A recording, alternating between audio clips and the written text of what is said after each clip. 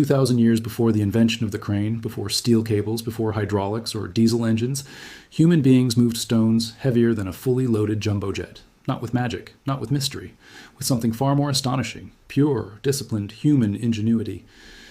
In the Lebanese valley of Baalbek lies a stone weighing over 800 tons, cut, carved, and dragged across open ground by people who had never seen a wheel-driven engine. In Egypt, blocks the size of small houses were hauled across shifting desert sand to build monuments that still stand after 4,500 years. On a remote island in the Pacific, statues weighing as much as 80 tons seemed to walk themselves across volcanic terrain. How is this possible?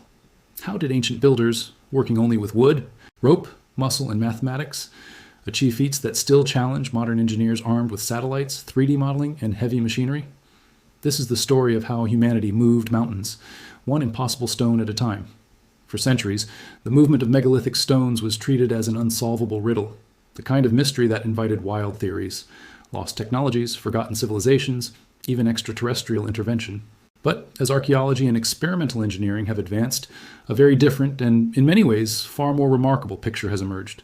These were not supernatural acts. They were the result of extraordinary logistical planning, deep understanding of physics long before physics had a name, and the coordinated labor of thousands of skilled workers. Today, we are going to walk through the physical evidence, the engineering techniques, and the modern scientific studies that finally explain how ancient civilizations across the world, separated by oceans, centuries, and cultures, all solved the same impossible problem in remarkably similar ways. To understand why moving massive stones was such a monumental challenge, we first need to understand the world these builders lived in. There were no engines, there was no iron machinery capable of lifting hundreds of tons, there were no paved highways, no ball-bearing wheels strong enough to carry such weight, and no computer models to calculate stress and load distribution. What ancient engineers did have was an intimate, almost intuitive understanding of friction, leverage, counterweight, and the behavior of materials under pressure. Knowledge passed down, refined, and tested through generations of trial and observation.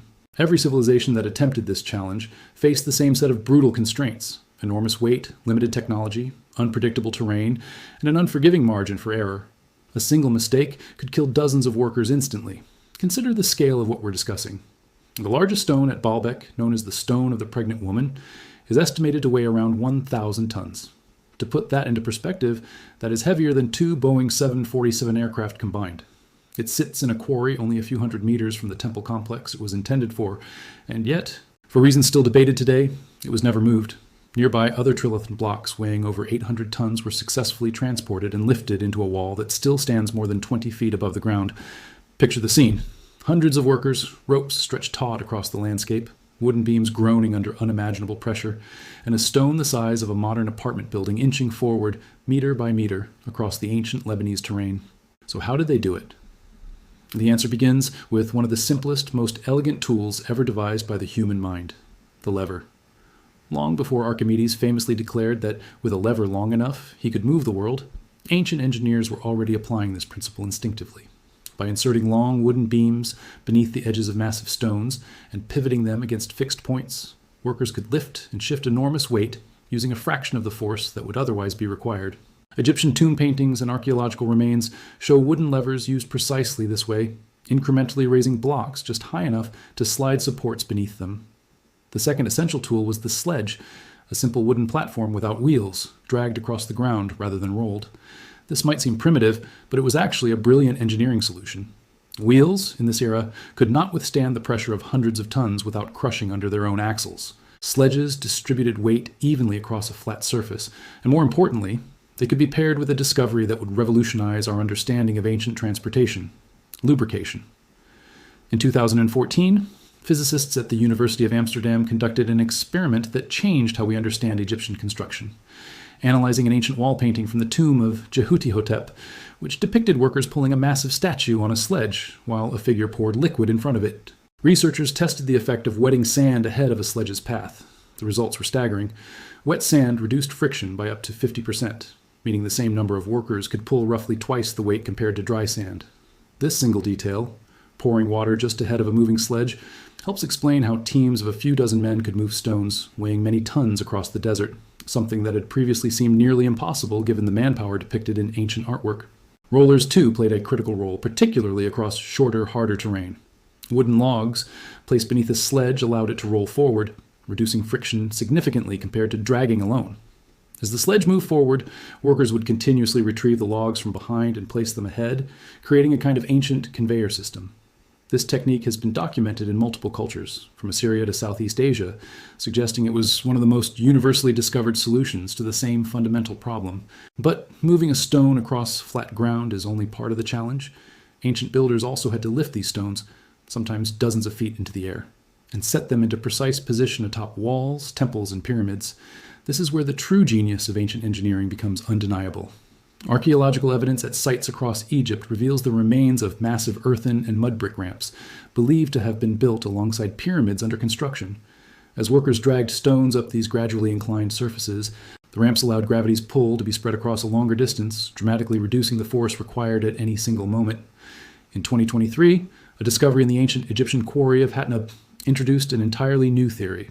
Researchers uncovered a ramp, flanked by 2 staircases embedded with post holes, believed to have anchored wooden posts used with ropes and levers. The theory suggests that workers stood on the staircases, using ropes threaded through these posts to pull stone-laden sledges up the ramp at a steep incline, essentially creating a wooden pulley system centuries before the pulley was formally understood in Greek mechanics. This discovery, published by French archaeologist Yannis Gordon, suggests that Egyptian engineers had developed a sophisticated system of mechanical advantage that allowed a relatively small workforce to lift extraordinarily heavy loads at a steep angle, solving one of Egyptology's oldest unanswered questions. Now travel across an ocean, to a landscape utterly unlike the Egyptian desert, the remote, windswept slopes of Rapa Nui, known to the world as Easter Island. Here, nearly 900 massive stone statues called moai stand as silent witnesses to a civilization that achieved something almost dreamlike, making enormous stone figures appear to walk. For decades, researchers debated how these statues, some weighing up to 80 tons, were transported from their quarry at Rano Raraku to ceremonial platforms miles away. Local oral tradition insisted the moai simply walked to their destinations. For a long time, this was dismissed as legend. Then, in 2012, archaeologists Terry Hunt and Carl Lipo conducted a groundbreaking experiment. Using a team of 18 people and 3 ropes attached to an upright replica moai, they discovered that by rocking the statue gently side to side, while pulling ropes attached to its head, the statue could be walked forward in a genuinely upright rocking motion, mimicking the legends passed down for generations. The design of the moai itself, with a wide, forward-leaning base and center of gravity positioned specifically for this technique, suggests the statues were engineered from the very beginning to be moved exactly this way. Suddenly, centuries-old oral history was validated by modern biomechanics. The moai did not need supernatural power to walk. They were built to walk by design. Meanwhile, in the mountains of Peru, the Inca civilization was solving the same fundamental challenge with equally ingenious methods, adapted to entirely different terrain. At Sacsayhuaman, near the ancient capital of Cusco, massive polygonal stones weighing over 100 tons were cut with such extraordinary precision that even today a knife blade cannot be inserted between them. Unlike the flat deserts of Egypt or the coastal terrain of Rapa Nui, Inca engineers faced steep mountainous slopes and rugged Andean landscapes. Evidence suggests they used a network of ramps built from earth and stone debris, combined with ropes, log rollers, and bronze tools for the final shaping and fitting of each block. Perhaps most remarkably, Inca stonemasons deliberately created interlocking, irregular joints between stones, a design choice that made the walls extraordinarily resistant to earthquakes, allowing structures to flex and resettle during seismic activity rather than collapse. This wasn't just movement and placement. It was earthquake engineering, developed centuries before the science of seismology existed. Returning to Baalbek, one of the greatest unresolved mysteries in ancient engineering, we find ourselves confronting stones so large that some researchers still question whether known ancient techniques were sufficient to move them.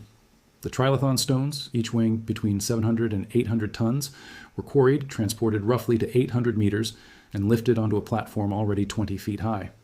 Modern engineering analysis suggests that moving stones of this magnitude would have required massive wooden sledges reinforced with additional beams, dozens of thick ropes made from plant fiber, and workforces numbering in the many hundreds, possibly organized in highly coordinated shifts, pulling in perfect synchronization.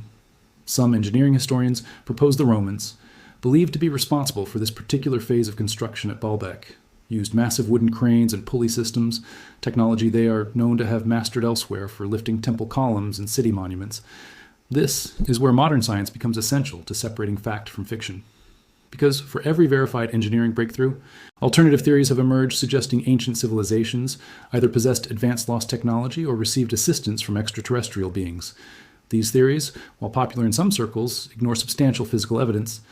Archaeologists have discovered the actual quarry tools, unfinished blocks, ramps, worker housing, ancient sledges, and rope-making facilities associated with these projects. At Hatnub in Egypt, researchers have uncovered the actual staircases and post holes used in the ramp system. At the Aswan quarry, an unfinished obelisk still lies partially carved into bedrock, revealing precisely how ancient masons used dolerite pounding stones to slowly wear away granite, a process that, while slow, was remarkably effective when scaled across a large enough workforce over enough time. Modern experimental archaeology has repeatedly validated these traditional theories.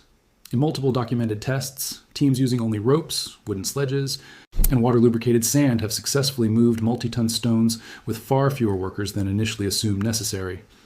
These experiments consistently support the idea that ancient civilizations had discovered, likely through generations of experimentation and refinement, highly efficient physical principles, even without a formal understanding of the mathematics behind them. In other words, they didn't need Newton's laws of motion to apply them intuitively and effectively. It's also worth addressing the myths directly, because separating fact from fiction only strengthens our appreciation for what ancient engineers actually accomplished. The claim that the Great Pyramid could not have been built by ancient Egyptians ignores extensive archaeological evidence, including workers' villages, medical records of injuries sustained during construction, administrative documents recording material shipments, and identified quarry sites with partially cut stones still in place. The idea that Pumapunku's precise stone cuts require laser technology ignores the documented use of copper and bronze tools alongside abrasive sand, a slower but entirely viable method supported by unfinished stones found at the site showing clear tool marks. And the notion that moving Baalbek's largest stones was physically impossible ignores the fact that modern engineers, using replicated ancient techniques, have calculated that a workforce of around 1,000 to 1,200 people could indeed move a stone of that mass, given sufficient rope strength, lubrication, and organizational coordination. None of this diminishes the achievement. If anything, it makes it more impressive. These were not shortcuts taken by advanced or mysterious outside forces. They were solutions engineered by human minds, refined over generations, tested through trial and catastrophic error, and executed through extraordinary organizational discipline. Moving an 800-ton stone isn't simply a matter of brute strength. It requires precise coordination among hundreds of workers, an understanding of rope tension and material limits, careful terrain assessment, and contingency planning for when, not if, something goes wrong. The legacy of these techniques extends far beyond the ancient world. The lever, the ramp, the pulley, and the principle of reducing friction through lubrication remain foundational concepts in modern mechanical engineering. Roman engineers, inheriting and refining earlier techniques from Egypt and Greece, developed increasingly sophisticated crane systems using compound pulleys and treadwheels, principles that directly influenced medieval construction and, eventually, the industrial machinery of the modern era.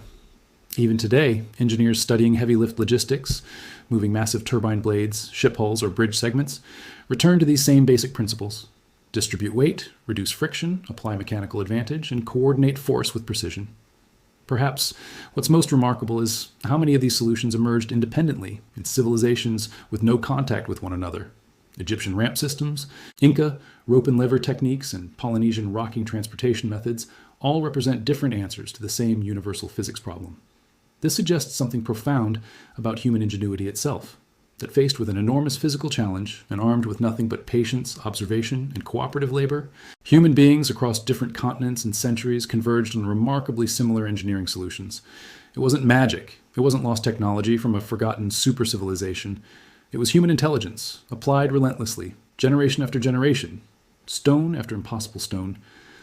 As modern archaeologists continue excavating quarries, analyzing tool marks, and running full-scale experiments with reconstructed ancient tools, our understanding of these achievements only grows more detailed and more astonishing.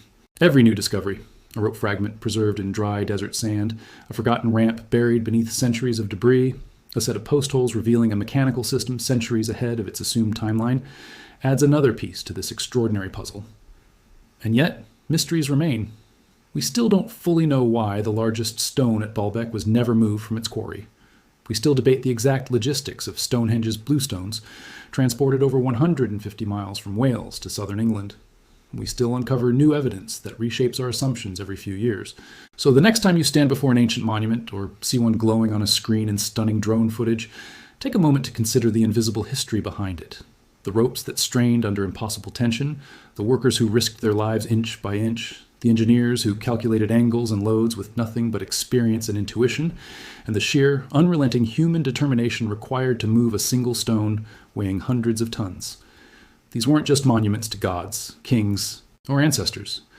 They were monuments to human ingenuity itself, proof that with enough knowledge, patience, and cooperation, there is almost nothing the human mind cannot move.